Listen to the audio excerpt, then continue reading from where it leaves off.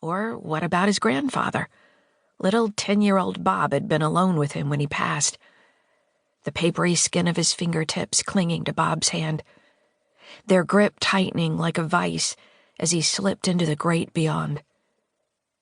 Just before he died, the old man had fixed his gaze on an empty chair in the corner and then pulled Bob close, muttering a few sentences in his ear.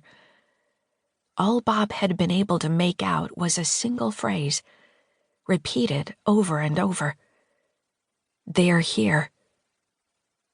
Who was? Bob had never gotten the chance to ask. The old man had gasped one more time, puckered his lips, and then gone still.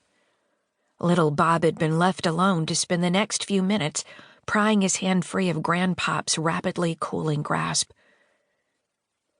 Now, what possible explanation could there be for something like that? Bob grimaced at the memory, rubbing the back of his neck. It was like his grandfather had always said, "There are stranger things in heaven and earth than we can imagine." It has to be nothing. He decided to make one last go of it and pushed up onto his tiptoes, lifting his gut clear of the grill and stretching toward the back of the engine. His fingers forced their way down into the truck's metal bowels. His hand flexed, and this time he felt something, his skin catching on a rough, serrated edge. On instinct, he yanked back, quicker than he'd intended, and something sliced through the fleshy pad of his thumb. He tilted his head back and pressed his eyes shut, not wanting to look at it, knowing he must, forcing himself to open his eyes. A ragged strip of skin hung free. Beside that, he could see nothing but blood. Red bloomed out of him, coming fast now, as if the stuff had always secretly resented being trapped inside his body, as though it had been waiting patiently for an opportunity to escape. "God damn it," he said, jammed the thumb into his mouth and turned around. A girl stepped into the pool of light, and Bob Merritt spit blood all over his shirt. They sat at the round kitchen table.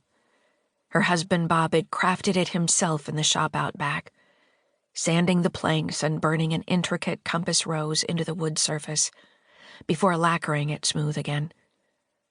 He sat at the south position, like always. Linda was opposite him, his true north, a joke he made before most dinners, and one that never failed to earn him a groan followed by a smile.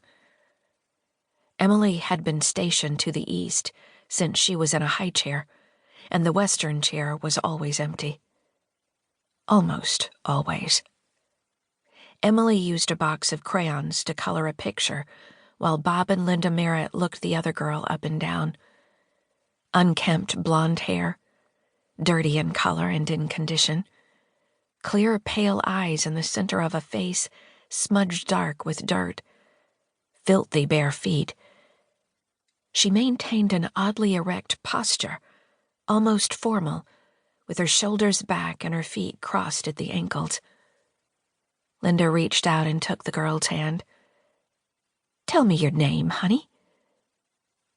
The girl just shook her head. She still hadn't uttered a word. "Tell me your name, and we'll call your parents to come get you." The girl gazed back at her without moving.